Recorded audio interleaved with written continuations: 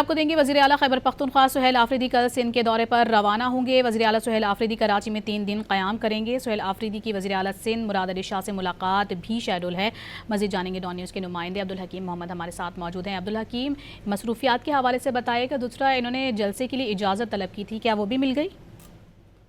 ये जी बिल्कुल, वज़ीर आला खैबर पख्तूनख्वा का कल सिंध के लिए रवाना होंगे सुबह, और कल ही पहुंचेंगे क्योंकि वो जहाज के जरिए जा रहे हैं, जबकि काबीना के कुछ वज़रा भी उनके हमरा होंगे।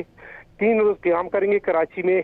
कराची में जो शेड्यूल बताया गया है उसके मुताबिक सिंध के वज़ीर आला सईद मुराद अली शाह से भी मुलाकात करेंगे, जबकि इसके अलावा जो दीगर उनकी एक्टिविटीज़ में है वो अरकान असम्बली जो PTI के हैं सिंध में, उनसे मुलाकात करेंगे। और इसके अलावा जलसे की जो उन्होंने NOC मांगी थी ज़राए के मुताबिक उन्हें इजाज़त मिल गई है, लेकिन इस बात को अब कंफर्म नहीं किया जा सकता। उसमें सिर्फ ये शर्त रखी गई है कि कोई ऐसा जलसा जुलूस ऐसा ना हो जिससे जो गैर कानूनी हरकत हो कारकुनान की जानिब से।